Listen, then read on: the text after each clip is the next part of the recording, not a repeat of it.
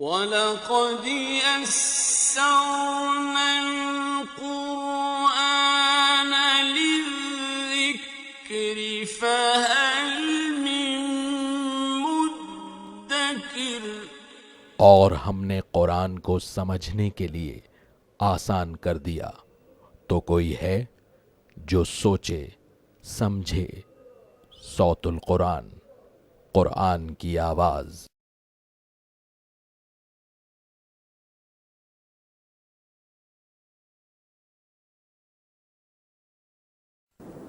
نحمده ونصلي على رسوله الكريم اما بعد فاعوذ بالله من الشيطان الرجيم بسم الله الرحمن الرحيم الم تر الى الذين خرجوا من ديارهم وهم الوف حذر الموت فقال لهم الله موتوا ثم احياهم ان الله لذو فضل على الناس ولكن اكثر الناس لا يشكرون۔ صدق اللہ العظیم۔ سورہ البقرہ آیت نمبر 243 سے ہم اپنا مطالعہ شروع کر رہے ہیں۔ اب خاندانی ہدایات کے بعد قتال فی سبیل اللہ کے حوالے سے گفتگو آ رہی ہے۔ آیت نمبر 243 میں ایک واقعے کی طرف اللہ تعالیٰ نے اشارہ کیا ہے جو کسی سابقہ امت میں کچھ لوگوں کو پیش آیا تھا۔ مفسرین نے کئی آراء اس کے بارے میں بیان کی ہیں، جس کا حاصل یہ ہے کہ کچھ لوگ وہ تھے کہ جو موت کے خوف سے اپنے گھروں سے نکل پڑے تھے، یا ایک رائے یہ ہے کہ اللہ کے راستے میں قتال کے مراحل آئے تو انہوں نے جانے کے خوف کی وجہ سے اس سے انکار کیا۔ دراصل آگے چل کر ہم مزید دیکھیں گے کہ اہل ایمان یعنی نبی اکرم صلی اللہ علیہ وسلم کے ماننے والوں کو بھی قتال کے لیے ابھارا جا رہا ہے۔ تو اس ضمن میں کچھ واقعات ہیں جو سابقہ امتوں کے اللہ تعالیٰ نے بیان فرمائے۔ یہ پہلا واقعہ بیان کیا جا رہا ہے۔ الم تر الی الذین خرجوا من دیارہم، کیا تم نے ان لوگوں کی طرف نہیں دیکھا جو اپنے گھروں سے نکلے تھے، وہم الوف، اور ہزاروں کی تعداد میں تھے، حذر الموت، موت کے خوف سے، موت کا خوف ان کو لاحق ہوا اور وہ گھروں سے نکل پڑے۔ فقال لهم اللہ موتوا، اللہ نے انہیں کہا کہ تم مر جاؤ۔ زندگی موت اللہ کے ہاتھ میں ہے۔ اللہ کے راستے میں اگر بندہ قتال کے لیے نکلے تو ضروری نہیں کہ موت آ ہی جائے، اس کے علاوہ بھی موت آ سکتی ہے۔ تو موت سے فرار اختیار کرنا چاہا تو اللہ نے کہا موتوا، تم مر جاؤ، ثم احیاہم، پھر اللہ نے انہیں زندگی عطا فرما دی۔ ایسے مظاہرے اللہ تعالیٰ نے کئی مقامات پر قرآن حکیم میں بیان کیے۔ ایک واقعہ اسی سورۃ البقرہ میں ہم نے پڑھا تھا کہ جس شخص کو مار دیا گیا تھا وہ دوبارہ زندہ ہوا اور اس نے اپنے قاتل کا پتہ بتا دیا تھا۔ تو اللہ یہ مظاہرے فرماتے تاکہ لوگوں کو معلوم ہو جائے کہ زندگی موت اللہ کے ہاتھ میں ہے، اور اللہ دوبارہ زندگی عطا فرمائے گا، قیامت کے دن دوبارہ زندہ کھڑا کرے گا۔ ثم احیاہم، اللہ نے پھر انہیں زندگی عطا فرمائی۔ ان اللہ لذو فضل علی الناس، بے شک اللہ لوگوں پر بہت فضل فرمانے والا ہے۔ وَلَكِنَّ أَكْثَرَ النَّاسِ لَا يَشْكُرُونَ، لیکن اکثر لوگ شکر ادا نہیں کرتے۔ وَقَاتِلُوا فِي سَبِيلِ اللَّهِ، اب اس واقعے کے بعد قتال کا حکم آ رہا ہے۔ وَقَاتِلُوا فِي سَبِيلِ اللَّهِ، اور تم قتال کرو، جنگ کرو اللہ کے راستے میں۔ وَاعْلَمُوا، اور جان لو، أَنَّ اللَّهَ سَمِيعٌ عَلِيمٌ، بے شک اللہ خوب سننے والا، خوب علم رکھنے والا ہے۔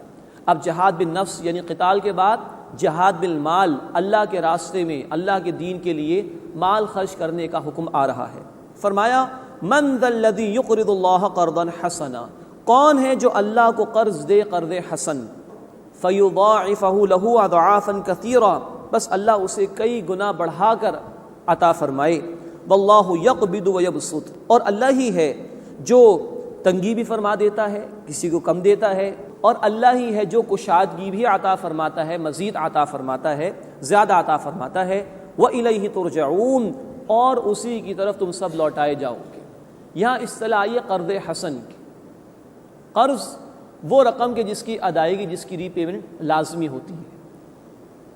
اللہ کے راستے میں جو مال خرچ کیا جائے، اللہ اپنے ذمے اس کو قرض قرار دیتا ہے، میں لازماً لوٹا کر دوں گا اور بڑھا چڑھا کر عطا فرماؤں گا۔ اور حسن سے مراد یہ ہے کہ صحیح نیت کے ساتھ اللہ کی رضا کے لیے مال خرچ کیا جائے اور جس کے حلال میں سے دیا جائے، تو اللہ تعالیٰ بڑھا چڑھا کر عطا فرمانے کا وعدہ فرماتا ہے۔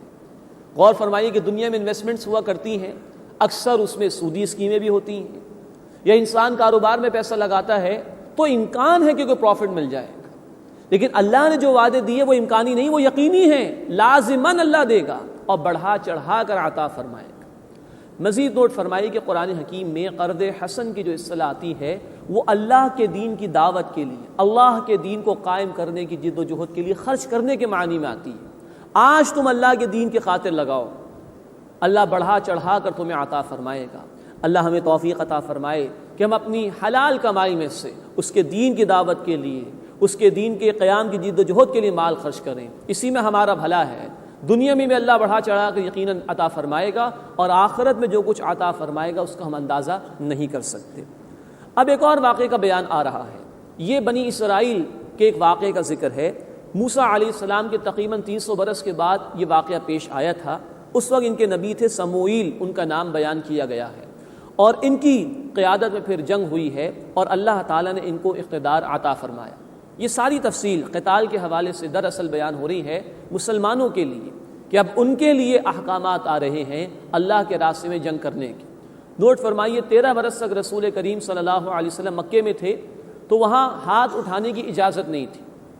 سورہ النساء آیت نمبر 77 میں یہ تفصیل آئے گی، حکم تھا کفوا ایدیکم، اپنے ہاتھوں کو باندھ کر رکھو۔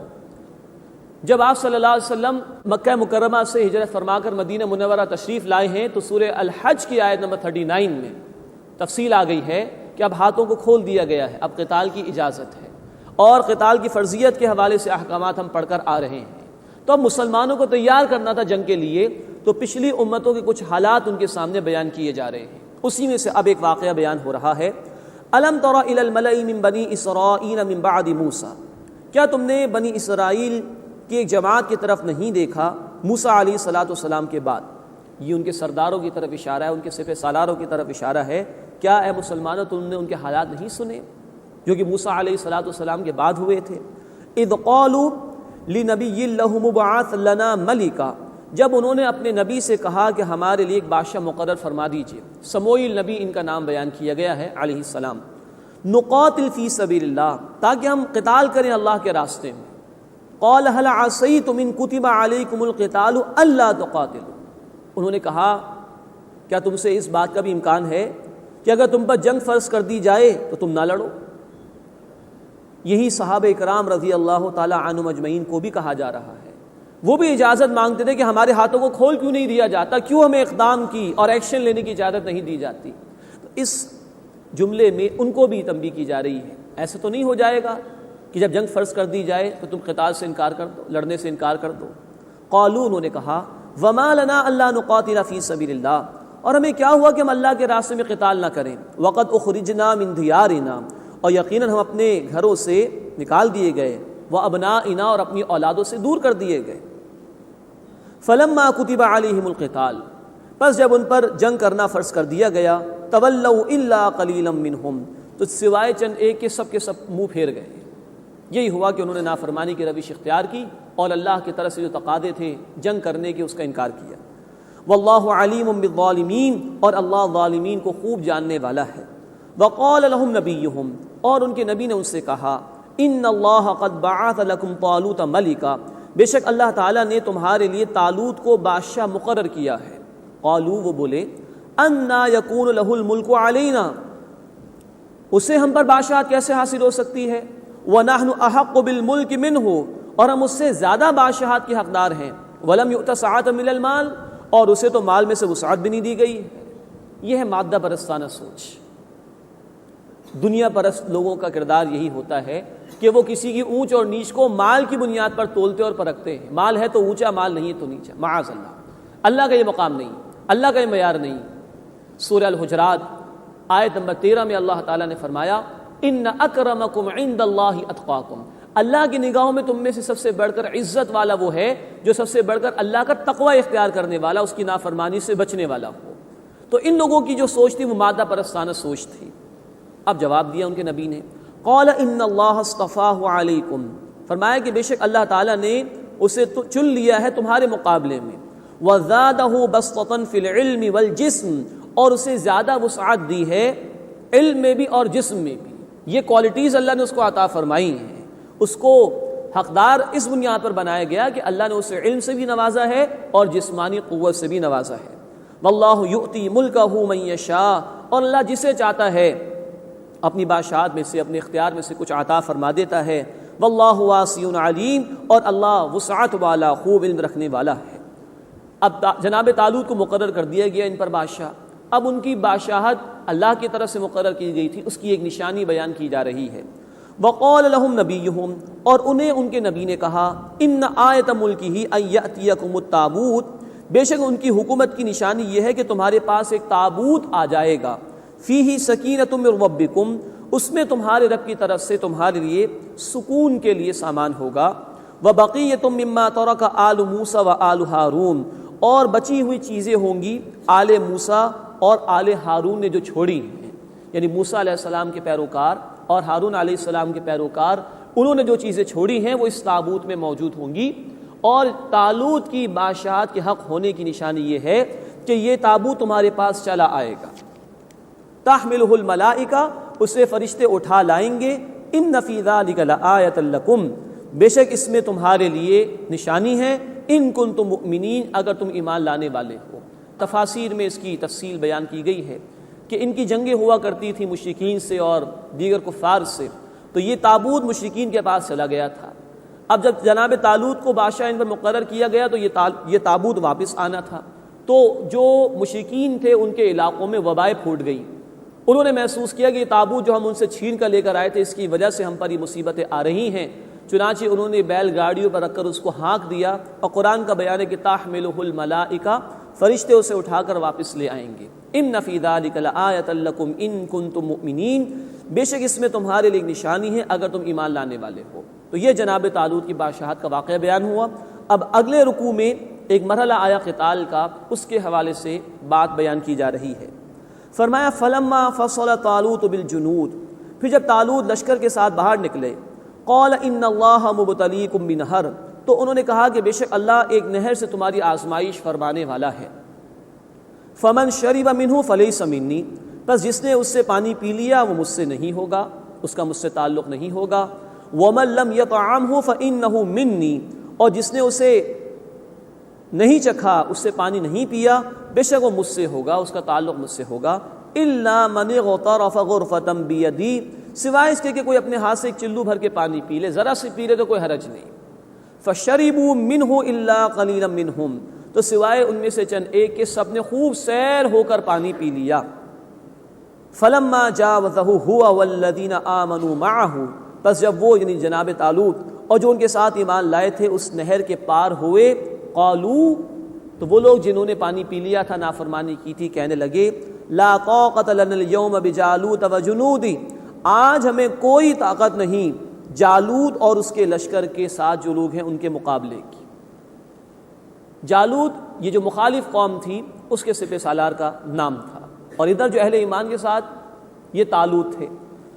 اب دیکھیے پانی کیا ہے؟ آب حیات اس کو کہا جاتا ہے، زندگی اسی کی وجہ سے برقرار ہے، لیکن وہی پانی جو اپنے ایک بادشاہ، اپنے ایک امیر جس کو اللہ کی طرف سے مقرر کیا گیا، نبی نے بتایا علیہ الصلاۃ والسلام، جب اس کی نافرمانی میں پانی پیا گیا تو انسانوں کے ان لوگوں میں سے جو ہے وہ جو لڑائی کی طاقت ہونی چاہیے تھی، جو ان کا مورال ہونا چاہیے تھا، وہ ڈاؤن ہو گیا، وہ ختم ہو گیا۔ تو وہ پانی کی جو زندگی کو برقرار رکھنے کا ذریعہ ہے، جب نافرمانی کرتے ہوئے پیا گیا تو اس کی وجہ سے جو ہے وہ انسانوں کے اندر بزدلی پیدا ہو گئی۔ تو اصل شے یہ ہے کہ بندہ آیا جو بھی تقاضے اللہ رب العزت کی طرف سے اس پر عمل درآمد کر رہا ہے کہ نہیں کر رہا۔ تو ان سب کا معاملہ یہ رہا، جنہوں نے سیر ہو کر پانی پی لیا تھا کہ وہ طاقت بھی ان میں سے ختم ہو گئی، وہ ہمت بھی ان میں سے ختم ہو گئی، وہ بزدلی پر اتر آئے اور مقابلے کی ہمت ان کی جواب دے گئی۔ لیکن اس کے مقابلے میں جو صاحب ایمان تھے، جنہوں نے اگر پیا بھی ہوگا تو چلو بھر پانی پیا ہوگا، زیادہ پانی نہیں پیا، نافرمانی نہیں کی، ان کا بیان آ رہا ہے۔ قال الذین یظنون انہم ملاقو اللہ، جو لوگ یہ خیال رکھتے تھے کہ وہ اللہ سے ملاقات کرنے والے ہیں، انہوں نے کہا کم من فیۃ قلیلۃ غلبت فیۃ کثیرۃ باذن اللہ، بارہا ایسا ہوا ہے کہ ایک چھوٹی جماعت بڑی جماعت پر اللہ کے حکم سے غالب آ گئی۔ واللہ مع الصابرین، اور اللہ صبر کرنے والوں کے ساتھ ہے۔ تو فیصلہ کن شے اہل ایمان کے لیے وہ ان کی تیاری، ان کی طاقت اور ان کی تعداد نہیں، فیصلہ کن شے اللہ کی مدد ہے، اللہ کا اذن ہے، اللہ کا ساتھ ہے جو اہل ایمان کو نصیب ہوتا ہے۔ اسباب کے تحت تعداد کو بھی دیکھنا چاہیے، ہتھیار بھی استعمال کرنے چاہیے، جمع بھی کرنے چاہیے، تربیت بھی ہوگی، یہ اسباب کے تحت ہے، لیکن مومن کا توکل اور بھروسہ جو ہے وہ اسباب پر نہیں بلکہ مسبب الاسباب اللہ رب العزت پر ہوتا ہے۔ تو ایمان والوں کی یہ شان سامنے آئی، تعداد میں کم ہی رہ گئے تھے، بہت تھوڑے ہی تھے، لیکن کہا کہ بارہا ایسا ہوا ہے کہ ایک چھوٹی جماعت ایک بڑی جماعت پر اللہ کے حکم سے غالب آ گئی، واللہ مع الصابرین، اور اللہ صبر کرنے والوں کے ساتھ ہے۔ اب مقابلے کا ذکر آ رہا ہے۔ وَلَمَّا بَرَزُوا لِجَالُوتَ وَجُنُودِهِ، اور جب جالوت اور اس کے لشکر کے یہ لوگ سامنے ہوئے، قالوا، انہوں نے دعا کی، ربنا افرغ علینا صبرا، اے ہمارے رب ہم پر صبر کے دھانے کھول دے، وثبت اقدامنا، اور ہمارے قدموں کو مضبوطی عطا فرما، وانصرنا علی القوم الکافرین، اور کفار کی قوم کے مقابلے میں ہماری مدد فرما۔ یہ ہے فیصلہ کن شے، اللہ کی مدد بندہ مومن کو مل جائے تو پھر کامیابی ہی کامیابی ہے۔ فہزموہم باذن اللہ، پھر انہوں نے اللہ کے حکم سے انہیں شکست دی، یہ چند مٹھی بھر اہل ایمان غالب آ گئے جالوت اور اس کے لشکر پر۔ وقتل داؤد جالوتا، اور داؤد علیہ السلام نے جالوت کو قتل کیا۔ یہ طالوت کے لشکر میں تھے داؤد علیہ السلام، بنی اسرائیل ہی کے تسلسل میں ہیں، لیکن جناب طالوت کے لشکر میں تھے، اور یہ گڈریے کا کام بھی کیا کرتے تھے۔ انہوں نے جب دیکھا جالوت کو کہ وہ پورا غرق آہن تھا، لوہے کا لباس پہن کر آیا ہوا تھا، صرف اس کی آنکھ کھلی ہوئی تھی، تو زور سے جو پتھر 3 مارے ہیں تو اس کی آنکھ کو پھاڑ کر اس کے بھیجے کو بھی اس نے پھاڑ ڈالا ان پتھروں نے، اور یوں جالوت کو قتل کر دیا حضرت داؤد علیہ السلام نے۔ وَآتَاهُ اللَّهُ الْمُلْكَ وَالْحِكْمَةَ، اور اللہ نے انہیں یعنی حضرت داؤد علیہ السلام کو بادشاہت بھی عطا فرمائی اور نبوت سے بھی سرفراز فرمایا۔ وَعَلَّمَهُ مِمَّا يَشَاءُ، اور وہ کچھ سکھایا جو بھی اللہ تعالیٰ نے چاہا۔ وَلَوْلَا دَفْعُ اللَّهِ النَّاسَ بَعْضَهُمْ بِبَعْضٍ، اب بڑی اہم رہنمائی آ رہی ہے قتال کے حوالے سے، اور اگر ہٹانا نہ ہوتا اللہ کا لوگوں کو بعض لوگوں کے ذریعے سے، لَفَسَدَتِ الْأَرْضُ، تو زمین ضرور برباد ہو جاتی، وَلَكِنَّ اللَّهَ ذُو فَضْلٍ عَلَى الْعَالَمِينَ، لیکن اللہ تعالیٰ تمام جہانوں پر فضل فرمانے والا ہے۔ اللہ ظلم کے خاتمے کے لیے اپنے محبوب بندوں کے ذریعے سے نظام حق کو غالب اور قائم کراتا ہے۔ اللہ نے قتال کا حکم اسی لیے دیا کہ ظالموں کے ہاتھوں کو روکا جائے اور انسانیت جو ظلم کا شکار ہے اس کو ظلم سے نجات دلائی جائے۔ یہ ہے اللہ کی اسکیم، یہ ہے اللہ کی حکمت قتال کے احکامات کے پیچھے۔ تو یہ بھی جو واقعہ بیان ہوا اب یہ اہل ایمان کے لیے ہے، نبی اکرم صلی اللہ علیہ وسلم اور آپ کے صحابہ کے لیے۔ ان کے دور میں بھی جب دین مغلوب تھا تو ظلم کا نظام تھا، کچھ لوگ تھے جو حاکم بن کر بیٹھے ہوئے تھے، انسانیت سسک رہی تھی، قتال کا حکم اس لیے دیا گیا تاکہ اللہ کی زمین پر اللہ کا نظام نافذ ہو اور ظالموں کے ہاتھ روک کر انسانیت کو ظلم سے نجات دلائی جائے۔ تلک آیات اللہ نتلوها علیک بالحق، یہ اللہ کی آیات ہیں، اللہ کے احکام ہیں، اے نبی صلی اللہ علیہ وسلم آپ کو ہم ٹھیک ٹھیک سناتے ہیں۔ وَإِنَّكَ لَمِنَ الْمُرْسَلِينَ، اور بے شک آپ صلی اللہ علیہ وسلم رسولوں میں سے ہیں۔ تِلْكَ الرُّسُلُ فَضَّلْنَا بَعْضَهُمْ عَلَى بَعْضٍ، یہ رسول ہیں ہم نے ان میں سے بعض کو بعض پر فضیلت عطا فرمائی ہے۔ ایک چیز ہے رسولوں کی باہمی ایک دوسرے پر فضیلت کا ہونا، یہ قرآن سے ثابت ہے، آگے بھی ذکر آ رہا ہے، لیکن کسی رسول کی تفریق کر دی جائے کہ ایک کو مانا جائے دوسرے کو نہ مانا جائے، یہ کفر ہے۔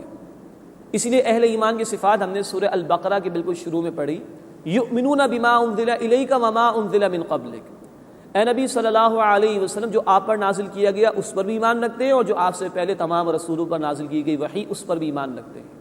اسی سورہ البقرہ کی آیت نمبر 285 میں الفاظ ہیں، لا نفرق بین احد من رسلی، ہم اللہ کے رسولوں میں سے کسی ایک میں بھی تفریق نہیں کرتے۔ تو رسولوں کے درمیان تفریق، کسی کو ماننا کسی کو نہ ماننا، یہ کفر ہے، لیکن رسولوں کے درمیان فضیلت یہ قرآن سے بھی ثابت ہے۔ اسی لیے آگے فرمایا منہم من کلم اللہ، ان میں سے بعض ہیں جن سے اللہ نے کلام فرمایا، جیسے کہ موسیٰ علیہ السلام سے کوہ طور پر، رسالت مآب صلی اللہ علیہ وسلم سے معراج کی رات میں، وَرَفَعَ بَعْضَهُمْ درجات، اور ان میں سے بعض پر بعض کے درجات بلند فرمائے، وَآتَيْنَا عِيسَى ابْنَ مَرْيَمَ الْبَيِّنَاتِ، اور ہم نے مریم سلام علیہا کے بیٹے عیسیٰ علیہ السلام کو کھلی واضح نشانی عطا فرمائی، وَأَيَّدْنَاهُ بِرُوحِ الْقُدُسِ، اور ہم نے روح القدس یعنی جبریل امین علیہ السلام کے ذریعے ان کی تائید کی۔ تو یہ کچھ فضیلتیں اللہ نے بیان فرمائی۔ عیسیٰ علیہ السلام کے ساتھ یہ معاملہ رہا اللہ کا کہ جبریل امین کے ذریعے سے ان کی مدد ہوئی۔ موسیٰ علیہ السلام سے اللہ تعالیٰ نے کلام فرمایا۔ یہ فضائل قرآن نے بیان کیے ہیں، لیکن نوٹ فرمائیے اللہ کے رسول صلی اللہ علیہ وسلم نے ہمیں منع فرمایا ہے۔ بخاری و مسلم کی حدیث ہے کہ رسولوں کے درمیان باہمی تقابل نہ کرو، کمپیریزن نہ کرو۔ جس کا جو مقام ہے اللہ ہی بہتر جانتا ہے۔ اللہ چاہے تو کہہ سکتا ہے، اسے کہا قرآن میں فضیلت کے اعتبار سے، لیکن ہمارا مقام نہیں کہ ہم رسولوں کے درمیان جو ہے فضیلتوں کو طے کرنے بیٹھ جائیں، ہمیں اس کے متعلق خاموش رہنا چاہیے۔ وَلَوْ شَاءَ اللَّهُ مَا اقْتَتَلَ الَّذِينَ مِن بَعْدِهِمْ، اور اگر اللہ چاہتا تو وہ باہم نہ لڑتے جو ان کے بعد ہوئے، من بعد ما جاءتهم البینات، اس کے بعد کہ ان کے پاس کھلی نشانیاں آ گئیں، ولیکن اختلفوا، لیکن انہوں نے اختلاف کیا، فمنہم من آمن، بس ان میں سے وہ ہیں جو ایمان لائے، ومنہم من کفر، اور ان میں سے وہ بھی ہیں جنہوں نے کفر یعنی انکار کی روش اختیار کی، وَلَوْ شَاءَ اللَّهُ مَا اقْتَتَلُوا، اور اگر اللہ چاہتا تو وہ باہم نہ لڑتے، وَلَٰكِنَّ اللَّهَ يَفْعَلُ مَا يُرِيدُ، لیکن اللہ جو چاہتا ہے وہ کرتا ہے۔ یہاں 2 مرتبہ الفاظ آئے کہ اگر اللہ چاہتا تو وہ نہ لڑتے۔ ان الفاظ کے متعلق بھی یہ بات سمجھ لینا ضروری ہے کہ اللہ کا قانون ہدایت ہے، جو جس طرف جانا چاہتا ہے اللہ تعالیٰ اسی راستے کی اس کو ہدایت عطا فرما دیتے ہیں۔ اللہ نے جبر نہیں کیا ہے، کیونکہ ہمیں امتحان کے لیے دنیا میں بھیجا گیا۔ سورہ الملک آیت نمبر 2، الذی خلق الموت والحیات لیبلوکم ایکم احسن عملا، اللہ نے زندگی اور موت کا سلسلہ اس لیے قائم فرمایا کہ اللہ تمہاری آزمائش فرمانا چاہتا ہے، امتحان لینا چاہتا ہے کہ تم میں سے عمل کے اعتبار سے بہترین کون ہے۔ تو پہلی بات امتحان کے لیے بھیجا گیا۔ نمبر 2، نیکی کی صلاحیت بھی دی گئی، بدی کی صلاحیت بھی دی گئی۔ سورہ الشمس آیت نمبر 8، فَأَلْهَمَهَا فُجُورَهَا وَتَقْوَاهَا، ہم نے انسان کو نیکی کی صلاحیت بھی دی ہے اور بدی کی صلاحیت بھی دی ہے، اسی بنیاد پر امتحان ہے۔ پھر قانون ہدایت یہ کہ جو جس طرف آنا چاہے گا، جس صلاحیت کو استعمال کرنا چاہے گا، اسی کی توفیق ملے گی۔ سورہ الشورى آیت نمبر 13 میں فرمایا، یہدی الیہ من ینیب، اللہ ہدایت اسے دیتا ہے جو اللہ کی طرف رجوع کرتا ہے۔ اس کے برعکس سورہ الصف آیت نمبر 5، فلما ذاغوا اذاغ اللہ قلوبہم، جب انہوں نے ٹیڑھ اختیار کی تو اللہ نے بھی ان کے دلوں کو ٹیڑھا کر دیا۔ تو سارا معاملہ ہے بندے کے اپنے اختیار پر کہ وہ کس طرف جانا چاہتا ہے۔ تو ان آیات کو جب ہم پڑھیں تو اللہ کی اس قانون ہدایت کو سامنے رکھ لیا جائے تو مفہوم بآسانی سمجھ میں آ جائے گا۔ اللہ زبردستی کسی کو نیکی پر نہیں ڈالتا، اللہ زبردستی معاذ اللہ کسی کو برائی پر نہیں ڈالتا، جو جس طرف جانا چاہتا ہے اسی کی ہدایت دی جاتی ہے اس کو۔ وَلَٰكِنَّ اللَّهَ يَفْعَلُ مَا يُرِيدُ، اور اللہ جو چاہتا ہے وہ کرتا ہے۔ اس کے بعد پھر انفاق کے حوالے سے تلقین آ رہی ہے۔ یا ایھا الذین آمنوا، اے وہ لوگوں جو ایمان لائے ہو، انفقوا مما رزقناکم، خرچ کرو اس میں سے جو ہم نے تمہیں رزق میں سے عطا فرمایا ہے، من قبل ان یأتی یوم، اس سے پہلے کہ وہ دن یعنی قیامت کا دن آ جائے، لا بیع فیہ، جس میں کوئی خرید و فروخت نہیں ہوگی، ولا خلۃ ولا شفاعہ، نہ کوئی دوستی کام آئے گی نہ کوئی سفارش کام آئے گی، والکافرون هم الظالمون، اور انکار کرنے والے، کفر کرنے والے ہی دراصل ظالم ہیں۔ اب نوٹ فرمائیے، خطاب کس سے شروع ہوا؟ یا ایھا الذین آمنوا، اے ایمان والوں، خرچ کرو اس رزق میں سے جو ہم نے تمہیں عطا فرمایا، اس دن یعنی قیامت کے آنے سے پہلے کہ جس دن کوئی خرید و فروخت کام نہیں آئے گی، کوئی سفارش کام نہیں آئے گی، کوئی دوستی کام نہیں آئے گی، اور کفر کرنے والے ہی ظالم ہیں۔ اب یہاں یہودی یا نصرانی یا ہندوؤں کی بات تو نہیں ہو رہی، مسلمانوں کی بات ہو رہی، ان سے خطاب ہے نا، یا ایھا الذین آمنوا۔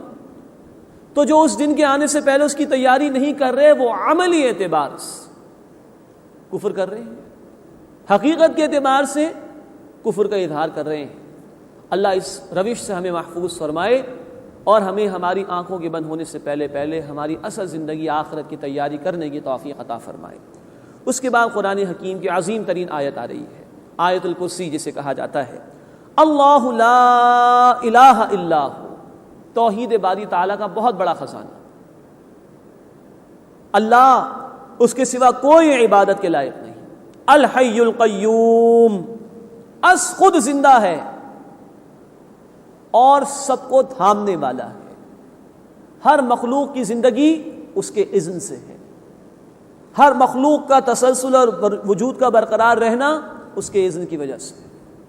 الحی، از خود زندہ ہے، القیوم، ہر ایک کو تھامنے والا ہے، لا تأخذہ سنۃ ولا نوم، اسے نہ اونگ آتی ہے اور نہ نیند آتی ہے، ایک لمحے بھی اس کی توجہ ہماری جانب سے ہٹتی نہیں، وہ تو ہمیں نہیں بھلاتا، ہاں ہم اسے بھلا دیتے ہیں، ہم بھول جاتے ہیں، نعمتیں اسی کی اختیار کرتے ہیں، استعمال کرتے ہیں، اس کا شکر ادا نہیں کرتے، لیکن وہ ایک لمحے بھی ہماری جانب سے توجہ نہیں ہٹاتا۔ لا تأخذہ سنۃ ولا نوم، نہ اسے اونگ آتی ہے اور نہ اسے نیند آتی ہے۔ لہ ما فی السماوات وما فی الارض، آسمانوں اور زمین میں جو کچھ بھی ہے اسی کا ہے۔ ہم سب کیا ہیں؟ ٹرسٹیز ہیں، کسٹوڈین ہیں، امین ہیں، جو کچھ ہمارے پاس ہے امانت دار ہیں، اس کے امین بنائے گئے، جواب دینا ہے اس کا، بالفعل ملکیت اللہ تعالیٰ کی ہے۔ من ذا الذی یشفع عندہ الا باذنہ، کون ہے جو سفارش کر سکے اس کے حضور سوائے اس کی اجازت کے؟ اختیار کل کا کل اللہ کے پاس۔ جھوٹی شفاعت کی نفی ہے اس میں، جس کو قرآن نے ایک اور مقام پر کہا، سورہ آل عمران آیت نمبر 195، وما للظالمین من انصار، ظلم کرنے والوں کے لیے کوئی مددگار نہیں ہوگا۔ ہاں شفاعت حق ہے، سورہ نبا آیت نمبر 38 میں کہا گیا الا من اذن لہ الرحمن، وہی کچھ بول سکے گا جس کو کہ رحمان کی طرف سے اجازت ملے گی۔ اور سورہ طٰہٰ میں ذکر ہے اجازت بھی اس کے لیے دی جائے گی ورضی لہ قولا، جس کے لیے اللہ اس سفارش کو، اس بات کو پسند فرمائے گا۔ تو یہ شفاعت حق ہے، سب سے بڑھ کر فرمائیں گے رسول اللہ صلی اللہ علیہ وسلم، پھر انبیاء ہیں، پھر اللہ کے نیک بندے ہیں، لیکن ان کے لیے کہ جنہوں نے محنت کی ہوگی، آخرت کو مقصود بنایا ہوگا، کچھ کمی اگر رہ گئی ہوگی تو اللہ اپنے رسولوں، اپنے نیک بندوں سے کہیں گے تم دعا کرو میں ان کو معاف کر دوں گا۔ لیکن ظالموں کے لیے، نافرمانوں کے لیے، اللہ کی حدود کو پامال کرنے والوں کے لیے سفارش نہیں ہے، ورنہ امتحان کا مقصد فوت ہو جائے، پھر سبھی اگر برابر ہو گئے تو امتحان کو کوئی فائدہ ہی نہیں، ہرگز نہیں۔ ان الابرار لفی نعیم، سورہ الانفطار میں کہا گیا بے شک نیکوکار جنت میں ہوں گے، وَإِنَّ الْفُجَّارَ لَفِي جَحِيمٍ، اور گناہ گار جہنم میں ہوں گے۔ اللہ ہمیں نیک اعمال کرنے کی توفیق عطا فرمائے، اللہ ہمارے حق میں اپنے رسول صلی اللہ علیہ وسلم کی شفاعت کو بھی قبول فرمائے اور ہمیں اس کا مستحق بننے کی توفیق عطا فرمائے۔ ہر ایک کے لیے نہیں، جو مستحق ہوگا اس کے لیے سفارش ہے اور ہوگی اللہ کے حکم سے اور اسی کے لیے جس کے لیے اللہ پسند فرمائے گا۔ فرمایا کہ من ذا الذی یشفع عندہ الا باذنہ، کون ہے جو سفارش کرے اس کے حضور اس کی اجازت کے بغیر۔ یعلم ما بین ایدیہم وما خلفہم، اللہ جانتا ہے جو کچھ لوگوں کے سامنے ہے، جو کچھ ان کے پیچھے ہے۔ لوگ جو کچھ کر چکے ہیں اعمال، اللہ واقف ہے اس سے، جو کر رہے ہیں اللہ واقف ہے اس سے، تو اللہ کو بتانے کی ضرورت نہیں۔ یہ دنیا میں سفارش ہم کرتے ہیں کسی کے لیے کہ بھائی میرا بھتیجا ہے، میں آپ سے کہہ رہا ہوں اچھا آدمی ہے، آپ اس کو جاب کے لیے رکھ لیجئے، بتانا پڑتا ہے نا دنیا کے معاملات کے اندر۔ کیا اللہ کو ایسی کوئی ضرورت ہے کہ اللہ کو بتایا جائے کہ اللہ تیرا بندہ بڑا نیک ہے؟ قطعاً نہیں۔ یعلم ما بین ایدیہم وما خلفہم، وہ جانتا ہے جو کچھ لوگوں کے سامنے اور ان کے پیچھے ہے۔ ولا یحیطون بشیء من علمہ الا بما شاء، اور وہ اس کے علم میں سے کسی شے کا بھی احاطہ نہیں کر سکتے سوائے اس کے جتنا اللہ چاہے۔ کل علم اللہ کے پاس، ہاں اس نے جس کو چاہا اپنے بندوں میں سے عطا فرمایا، رسولوں کو عطا فرمایا، سب سے بڑھ کر عطا فرمایا محمد کریم صلی اللہ علیہ وسلم کو، لیکن عطا اللہ نے فرمایا، کل اللہ کے پاس، کوئی اس کے علم کا احاطہ نہیں کر سکتا سوائے اس کے کہ جو اللہ نے از خود اپنے بندوں میں سے کسی کو عطا فرمایا ہو۔ وسع کرسیہ السماوات والارض، اور اس کی کرسی، اب یہ متشابہات میں سے ہے، مراد اس کا دائرہ اقتدار وسیع ہو چکا ہے آسمانوں اور زمین پر، پھیلا ہوا ہے کل آسمانوں اور زمین پر، پوری کائنات پر اللہ ہی کی حکمرانی کار فرما ہے، چپے چپے پر اسی کا حکم جاری و ساری ہے۔ ولا یؤودہ حفظہما، اور ان کی حفاظت اسے تھکاتی نہیں ہے۔ یہ تمام چیزیں تو مخلوق کے ساتھ وابستہ ہیں، خدا میں تھکاوٹ آ جائے تو وہ خدا کہاں رہا؟ نہیں. ولا یؤودہ حفظہما، اس کو ان کی حفاظت تھکاتی نہیں ہے. وہو العلی العظیم، اور وہ بہت بلند مرتبے والا، عظمت والا ہے. یہ ہے آیت الکرسی. اللہ کے رسول صلی اللہ علیہ وسلم نے ہر فرض نماز کے بعد ہمیں پڑھنے کی تلقین فرمائی، رات کو سونے سے پہلے بھی پڑھنے کی تلقین فرمائی. اور مزید آپ نے فرمایا، سنن نسائی کی حدیث ہے کہ جب بندہ ہر فرض نماز کے بعد اس کا اہتمام کرے تو بندے اور اس کے رب کے درمیان ملاقات میں صرف موت ہی کا فصل ہوتا ہے. اللہ ہمیں اس کے اوپر غور و فکر کر کے اس کو اپنے معمولات میں شامل کرنے کی توفیق عطا فرمائے. لا اکراہ فی الدین، دین میں جبر نہیں ہے. قد تبین الرشد من الغی، بے شک ہدایت گمراہی سے جدا ہو چکی ہے، واضح ہو چکی ہے. فمن یکفر بالطاغوت، پس جو انکار کرے طاغوت کا، ویؤمن باللہ، اور ایمان لائے اللہ پر، فقد استمسک بالعروۃ الوثقی، تو اس نے بہت مضبوط حلقے کو تھام لیا. لن انفصام لہا، جو ٹوٹنے والا نہیں ہے. واللہ سمیع علیم، اور اللہ خوب سننے والا، خوب علم رکھنے والا ہے. اس آیت کے حوالے سے بھی کچھ اشکالات لوگوں نے پیش کیے ہیں، خاص طور پر وہ لوگ کہ جو دین کی جدید تعبیر کرنا چاہتے ہیں، دانشورانہ تعبیر کرنا چاہتے ہیں اور قرآن حکیم کے واضح مفہوم کو بھی بگاڑ دیتے ہیں. ان کا کہنا ہے کہ صاحب دیکھیے قرآن خود کہہ رہا ہے دین میں کوئی جبر ہی نہیں، تو جو عقیدہ رکھنا چاہے رکھے، جو جب چاہے عقیدہ قبول کرے، جب چاہے عقیدے کا انکار کر دے. یہ بات درست نہیں ہے. اب نوٹ فرمائیے، جہاں تک انفرادی سطح کا معاملہ ہے، فرد کا معاملہ ہے، اسلام مکمل آزادی دیتا ہے. کوئی یہودی رہنا چاہے یہودی رہے، عیسائی رہنا چاہے عیسائی رہے، ہندو رہنا چاہے ہندو رہے، اور اسلامی ریاست میں رہ سکتا ہے. وہ جو عقیدہ چاہے اختیار کر لے. ہاں، اپنے عقیدے پر عمل کرے، اپنے عبادت گاہ تک اپنی عبادات کو محدود رکھے، اپنی اولاد کو اپنے مذہب کی تعلیم دے سکتا ہے، کوئی حرج کی بات نہیں. اس لیول پر اسلام کو کوئی اعتراض نہیں. اس سے اوپر آئیے، ایک شخص نے اسلام قبول کر لیا ہے، مانتا ہے کہ اللہ کی کتاب برحق ہے، مانتا ہے کہ اللہ کے رسول صلی اللہ علیہ وسلم برحق ہیں. اب اگر وہ احکامات پر عمل نہیں کرتا تو عمل درآمد کرانے میں جبر کیا جائے گا. مثال کے طور پر ہم اپنے بچوں کو اسکولوں میں داخل کرتے ہیں تو ان کی ٹائمنگ 6 ہوتی ہے. ہم اپنی خوشی سے اپنے بچے کو اسکول میں داخل کراتے ہیں. 5 گھنٹے کی ٹائمنگ ہے تو بچہ ٹائم پر آئے گا، ٹائم پر جائے گا. یہ یونیفارم بھی اس کو پہننا ہوگا، یہ کتابیں بھی اس کو لے کر آنی ہوں گی. یہ پابندی اس بچے پر ہے جس نے اسکول میں ایڈمیشن لے لیا. ہاں، جو بچہ باہر سڑک پر ایسے ہی گھوم رہا ہے اس پر کوئی پابندی نہیں ہے. لیکن اگر یہ بچہ لیٹ آئے گا تو اسکول کی جو بھی انتظامیہ ہوگی وہ جبر کرے گی نا اس پر، ٹائم کی پابندی کرانے کے لیے. تو دوسری بات یہ کہ جس نے فری ول کے ساتھ اسلام قبول کر لیا اس پر جبر ہوگا دین کے احکامات پر عمل درآمد کرانے میں. چنانچہ اگر اسلامی ریاست چاہے تو بے نمازیوں کی سزا مقرر کرے گی اور بالجبر ان سے نماز کی ادائیگی کرائی جائے گی. گو کہ ان کی تعلیم کا بھی انتظام ہوگا، ان کے دلوں میں ایمان کی آبیاری کا بھی انتظام ہوگا، لیکن مجموعی معاشرے کی بہتری کے لیے احکامات پر عمل درآمد کے لیے جبر کیا جائے گا.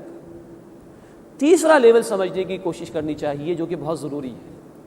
جہاں تک انفرادی لیول کی بات تھی، انفرادیت کی بات تھی، فرد کی بات تھی، جو چاہے عقیدہ رکھ لو، قبول کر لیا تو جبر ہوگا عمل کرانے میں. لیکن جب بات اجتماعی نظام کی آ جائے تو اسلام اللہ کی حاکمیت اور اللہ کے قانون کے سوا کسی اور قانون کو ماننے کے لیے تیار نہیں. 3 دفعہ قرآن نے کہا. سورۃ الانعام آیت نمبر 57، سورہ یوسف آیت نمبر 40، اور پھر سورہ یوسف آیت نمبر 67 میں ان الحکم الا للہ، حکم کا اختیار فقط اللہ کو حاصل ہے. سروری زیبا فقط الذات بے ہمتا کو ہے، حکمراں ایک وہی، باقی بتانے حاصل. اجتماعی نظام کے اندر اسلام اللہ کی حاکمیت اور اس کے قانون کے علاوہ کسی اور قانون کو تسلیم کرنے کے لیے تیار نہیں ہے. اس کے لیے جبر ہوگا.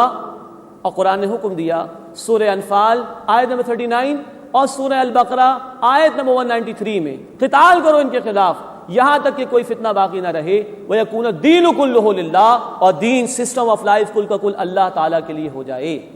اجتماعی لیول کے اوپر صرف اللہ کی حاکمیت قابل قبول اسلام، وہ مان لو، کوئی عقیدہ رکھنا رکھ لو، انفرادی سطح پر جو مذہب اختیار کرنا چاہو کر لو، لیکن دین سسٹم آف لائف وہ اللہ کی حاکمیت پر مبنی ہوگا. اس کے لیے جبر ہے. انفرادی سطح پر کوئی جبر نہیں ہے، لیکن اجتماعی نظام میں اللہ کی حاکمیت کے قیام کے لیے جبر ہے.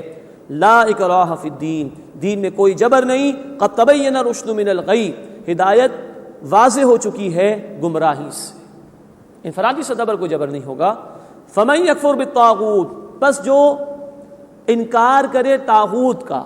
طاغوت طغا، یہ طغیانی سے یہ لفظ بنا ہے.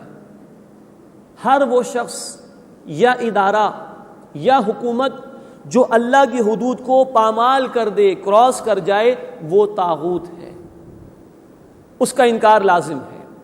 فرمایا فمن یکفر بالطاغوت، جو طاغوت کا انکار کرے، ویؤمن باللہ، اور اللہ پر ایمان رکھے، فقد استمسک بالعروۃ الوثقی، اس نے یقین ایک مضبوط حلقے کو تھام لیا ہے، مضبوط سہارے کو تھام لیا ہے. ہمارے کلمے میں بھی ترکیب یہی ہے، لا الہ الا اللہ، نفی پہلے ہے، کوئی معبود نہیں سوائے اللہ کے. تو ہر فرد، ادارہ، حکومت جو باغی ہو اللہ کی، اس کی نفی پہلے لازم ہے، پھر ایمان اللہ تعالیٰ پر. اس نفی کے بغیر ایمان معتبر نہیں ہو سکتا. تو جو انکار کرے طاغوت کا اور ایمان لائے اللہ پر، فقد استمسک بالعروۃ الوثقی، اس نے بہت بڑا مضبوط سہارا تھام لیا، لن انفصام لہا، جو ٹوٹنے والا نہیں ہے. واللہ سمیع علیم، اور اللہ خوب سننے والا، خوب علم رکھنے والا ہے. فرمایا اللہ ولی الذین آمنوا، اللہ ولی ہے، کارساز ہے، پشت پناہ ہے ان لوگوں کا جو ایمان لائے. یخرجہم من الظلمات الی النور، وہ انہیں نکالتا ہے اندھیروں سے روشنی کی طرف. والذین کفروا، اور جن لوگوں نے کفر کیا، اولیاؤہم الطاغوت، ان کے ساتھی شیطان ہیں، طاغوت ہیں. شیطان بھی طاغوت ہے، اس لیے کہ اس نے بھی اللہ تعالیٰ کے حکم کو پامال کیا. اولیاؤہم الطاغوت، جنہوں نے کفر کیا ان کے ساتھی شیاطین ہیں یا طاغوت ہیں. یخرجونہم من النور الی الظلمات، وہ انہیں ہدایت کے نور سے نکال کر گمراہی کے اندھیروں کی طرف لے جاتے ہیں. اولئک اصحاب النار، یہی آگ والے ہیں. ہم فیہا خالدون، اس میں ہمیشہ ہمیشہ رہیں گے. اللہم اجرنا من النار، اے اللہ ہمیں آگ کے عذاب سے محفوظ فرما. یا نوٹ فرمائیے، اللہ اہل ایمان کا پشت پناہ ہے. اللہ انہیں گمراہی سے نکال کر ہدایت کے نور کی طرف لے کر آتا ہے. اس کا طریقہ بھی اللہ نے بتایا. سورہ الحدید آیت نمبر 9 میں فرمایا، هو الذی ينزل على عبده آیات بینات لیخرجکم من الظلمات الی النور. وہی اللہ ہے جو اپنے بندے صلی اللہ علیہ وسلم پر قرآن کی واضح آیات نازل فرماتا ہے تاکہ وہ انہیں گمراہی کے اندھیروں سے نکال کر ہدایت کے نور اور روشنی کی طرف لے جائیں. تو اللہ کی پشت پناہی حاصل ہوگی قرآن کے ذریعے سے. گمراہی سے نکل کر اگر ہم ہدایت کے نور کی طرف آنا چاہتے ہیں تو اس کے لیے قرآن کو تھامنا ہوگا. اللہ تعالی ہمیں اس کی توفیق عطا فرمائے. اس کے بعد کی آیات میں 3 واقعات بیان کیے اللہ تعالیٰ نے. توحید یعنی اللہ کی معرفت کے لیے یہ 3 واقعات بڑے عظیم ہیں اور بڑا جامع بیان ہے جو ان واقعات کی صورت میں توحید کے حوالے سے آ رہا ہے. فرمایا الم تر الی الذی حاج ابراہیم فی ربہ، کیا تم نے اس شخص کی طرف دیکھا جس نے ابراہیم علیہ السلام سے ان کے رب کے بارے میں جھگڑا کیا. یہ نمرود جو بادشاہ تھا ابراہیم علیہ السلام کے دور میں، اس کے حوالے سے گفتگو آ رہی ہے. ان آتاہ اللہ الملک، کہ اللہ نے اسے بادشاہت عطا کی تھی. اس بنیاد پر وہ تکبر میں آ گیا اور اللہ کے بارے میں جھگڑنے لگا ابراہیم علیہ السلام سے. اذ قال ابراہیم ربی الذی یحیی و یمیت، جب ابراہیم علیہ السلام نے فرمایا کہ میرا رب وہ ہے جو زندگی بھی عطا فرماتا ہے، موت بھی دیتا ہے. قال انا احیی و امیت، اس نے کہا میں بھی زندہ کرتا ہوں اور مارتا ہوں. مفسرین نے نقل کیا ہے کہ ایک بے گناہ کو اس نے سولی چڑھا دیا اور ایک مجرم تھا جس کو پھانسی لگنے والی تھی، اس کو معاف کر دیا. کہا دیکھو میں بھی زندگی دیتا ہوں، میں بھی موت دیتا ہوں. اب اس کے کئی جوابات ہو سکتے تھے، لیکن دعوت کا اصول یہ نہیں ہے کہ جس کے سامنے بات پیش کی جا رہی ہے اس سے جھگڑا جائے، بلکہ دعوت حق کے تو کئی دلائل ہیں، دوسری دلیل پیش کر دی جائے، تیسری دلیل پیش کر دی جائے. تو ابراہیم علیہ السلام نے اس پہلی بات پر جھگڑا نہیں کیا اس سے، بلکہ ایک اور دلیل رکھ دی، اور وہ دلیل ایسی تھی کہ وہ خاموش ہو گیا بالکل. قال ابراہیم، فرمایا ابراہیم علیہ السلام، ان اللہ یأتی بالشمس من المشرق، بے شک اللہ سورج کو مشرق سے نکالتا ہے. فاتی بہا من المغرب، تو اسے مغرب سے نکال کر دکھا دے. انہیں یہ تو دعویٰ کر لیا میں زندگی موت دیتا ہوں، لیکن سورج کے نکلنے کا معاملہ تو بھائی تیرے باپ دادا سے بھی پہلے کا ہے. تو میرا رب تو وہ ہے جو سورج کو مشرق سے نکالتا ہے، تو مغرب سے نکال کر دکھا دے اگر تو واقعتاً خدا ہے یا خدائی کا اختیار تیرے پاس ہے. فبہت الذی کفر، تو وہ کافر حیران کر دیا گیا. کوئی جواب ہی نہیں تھا اس کے پاس۔ واللہ لا یہدی القوم الظالمین، اور اللہ تعالیٰ ظالمین کو ہدایت نہیں دیا کرتا۔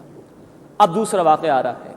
اس دوسرے واقعے کے متعلق مختلف آراء ہیں مفسرین کی، اور حتمی بات نہیں کی جا سکتی کہ کس شخص کے متعلق گفتگو ہو رہی ہے، لیکن واقعے میں ہدایت کا بڑا سامان موجود ہے اور توحید کے بڑے دلائل ہیں جو بیان ہوئے ہیں۔ او کالذی مر علی قریۃ، یا اس شخص کی مانند جو ایک بستی سے گزرا، وہی خاویۃ علی عروشہا، اور وہ اپنی چھتوں پر گری پڑی تھی، بالکل تباہ و برباد ہو چکی تھی۔ قال انا یحیی ہذہ اللہ بعد موتہا، اس شخص نے کہا اللہ اس بستی کے بر جانے کے بعد اسے زندہ کیسے کرے گا، یہ لوگ کیسے دوبارہ زندہ ہوں گے؟ فاماتہ اللہ 100 عام، تو اللہ نے اس شخص کو 100 برس تک مردہ کر دیا۔ ثم بعثہ، پھر اسے دوبارہ زندگی عطا فرمائی۔ قال کم لبثت، اس سے پوچھا تم کتنی دیر رہے؟ قال لبثت یوما او بعض یوم، اس نے کہا کہ میں ایک دن یا اس کا کچھ حصہ ہی رہا ہوں گا۔ اگر تو یہ کہ صبح کے وقت سلایا گیا، اس نے محسوس کیا ہوگا روشنی تھی، اور دوپہر میں آنکھ کھلی تو محسوس ہوا کہ دن کا کچھ حصہ، اور اگر بہت زیادہ فرق آ گیا تو پھر اگلا دن ہو جائے گا، تو ایک دن یا اس سے کچھ کم رہا ہوں گا۔ قال بل لبثت 100 عام، اللہ نے فرمایا تم تو رہے 100 برس تک۔ فانظر الی طعامک وشرابک، بس تم اپنے کھانے اور اپنے مشروب کی طرف دیکھو۔ شراب عربی میں پینے کی چیز کو کہا جاتا ہے، کوئی بھی پینے کی چیز، تو تم دیکھو اپنے کھانے اور پینے کی طرف۔ لم یتسنہ، وہ بالکل سڑا تک نہیں ہے۔ یہ اللہ کی قدرت ہے۔ ہم اسباب کے پابند ہیں، کھانے کو اگر فریج میں نہ رکھا جائے چند گھنٹوں یا چند دنوں کے اندر وہ سڑ جائے گا۔ اللہ ان اسباب کا پابند نہیں، جبھی تو وہ علی کل شیء قدیر ہے، جو چاہے کر لے۔ لم یتسنہ، یہ کھانا پینا سڑا تک نہیں۔ وانظر الی حمارک، اور ذرا اپنے گدھے کی طرف نگاہ اٹھا کر دیکھو۔ ولنجعلک آیۃ للناس، اور ہم تمہیں لوگوں کے لیے نشانی بنا دیں گے۔ وانظر الی العظام، اور اس گدھے کی ہڈیوں کی طرف دیکھو۔ اب گدھا مردہ ہو چکا تھا، اب اسی شخص کے سامنے اللہ تعالیٰ اس گدھے کو جوڑ رہے ہیں، زندگی دے رہے ہیں۔ وانظر الی العظام، اور اس کی ہڈیوں کی طرف دیکھو۔ کیف ننشزھا، ہم انہیں کس طرح جوڑتے ہیں۔ ثم نکسوھا لحما، اور پھر انہیں گوشت پہناتے ہیں۔ فلما تبین لہ، پھر جب اس شخص پر واضح ہو گیا یہ سب کچھ، قال، اس نے کہا اعلم، میں خوب جان گیا، ان اللہ علی کل شیء قدیر، بے شک اللہ تعالیٰ ہر شے پر قدرت رکھنے والا ہے۔ ایک رائے یہ کہ یہ حضرت عزیر علیہ السلام کے حوالے سے واقعہ ہے، واللہ اعلم، لیکن اس واقعے میں آپ دیکھیے 100 برس تک سلا دیا۔ اللہ کا بیان ہے، قرآن حق کلام ہے۔ اس شخص کو زندگی بھی دے دی گئی، گدھے کو اس کے سامنے زندہ کر دیا گیا، اور کھانا بالکل پریزروڈ ہے، بالکل خراب نہیں ہوا۔ ان اللہ علی کل شیء قدیر، بے شک اللہ تعالیٰ ہر شے پر قدرت رکھنے والا ہے۔ اب تیسرا واقعہ آ رہا ہے، یہ بھی ابراہیم علیہ السلام کے حوالے سے۔ وَإِذْ قَالَ ابراہیم، اور یاد کرو جب ابراہیم علیہ السلام نے یہ عرض کی، ربی ارنی کیف تحیی الموتیٰ، اے میرے رب مجھے دکھا دے تو مردے کو زندہ کیسے فرمائے گا۔ قال اولم تؤمن، اللہ تعالیٰ نے پوچھا ابراہیم کیا ایمان نہیں ہے؟ قال بلا، اے اللہ ایمان ہے، فرمایا ایمان ہے، ولکن لیطمئن قلبی، بس ذرا دل کا اطمینان چاہتا ہوں۔ اب یہاں اصولی بات سمجھ لیجئے، اللہ تعالیٰ نے اپنے رسولوں کو مشاہدات کرائے ہیں۔ سورہ الانعام آیت 75 میں ذکر ہے کہ اللہ نے آسمان اور زمین کے غیب دکھائے ابراہیم علیہ السلام کو۔ سورہ بنی اسرائیل آیت نمبر 1، نبی کریم صلی اللہ علیہ وسلم کو معراج کی شب میں نشانیاں دکھائی گئیں تاکہ پورے یقین کے ساتھ یہ رسول لوگوں کے سامنے دعوت پیش کر سکے۔ دوسری بات یہ نوٹ کیجئے کہ اللہ کے احکامات کو ماننے کے لیے عقل بنیاد نہیں ہے۔ بنیاد یہ ہے کہ اللہ نے کہا، اللہ کے رسول نے کہا، آمنا وصدقنا، ہم نے مان اور ہم نے تصدیق کی۔ ہاں، مان لینے کے بعد سوچنا منع نہیں ہے، غور و فکر کرنا منع نہیں ہے۔ تو اللہ نے بھی کہا ایمان ہے کہ نہیں؟ قال بلا، فرمایا کہ اللہ یقیناً ایمان تو ہے، ولکن لیطمئن قلبی، ذرا دل کا اطمینان چاہتا ہوں۔ تو اب اللہ نے بات سجھا دی۔ قال فخذ 4 من الطیر، فرمایا کہ تم 4 پرندے لے لو، فصرہن الیک، اپنے سے مانوس کر لو، ثم اجعل علی کل جبل منہن جزءا، پھر ان میں سے ہر ایک جز کو ایک پہاڑ پر رکھ دو، ثم ادعہن، پھر انہیں پکارو، یاتینک سعیا، دوڑتے ہوئے تمہارے پاس چلے آئیں گے۔ مراد یہ کہ 4 پرندے لو، مانوس کر لو، جب تم سے ہل جائیں، مانوس ہو جائیں، اب ان کو ذبح کر کے ان کے پیسز کرو، مکسچر بنا لو، اور یہ پہاڑیاں ہیں ابراہیم علیہ السلام تمہارے سامنے، ایک ایک پہاڑی پر ایک ایک مکسچر کا پیس رکھ دو، اب پکارو، تمہارے سامنے یہ دوڑتے چلے آئیں گے۔ ایسے اللہ تعالیٰ زندگی عطا فرمائے گا مردوں کو۔ وَعْلَمْ، اور جان لو، ان اللہ عزیز الحکیم، بے شک اللہ تعالیٰ زبردست ہے، حکمت والا ہے۔ اللہ تعالیٰ ہمیں یہ معرفت عطا فرمائے اور اپنی توحید پر کاربند رہنے اور اس کے تقاضوں پر عمل کرنے کی توفیق عطا فرمائے۔ وآخر دعوانا ان الحمد للہ رب العالمین۔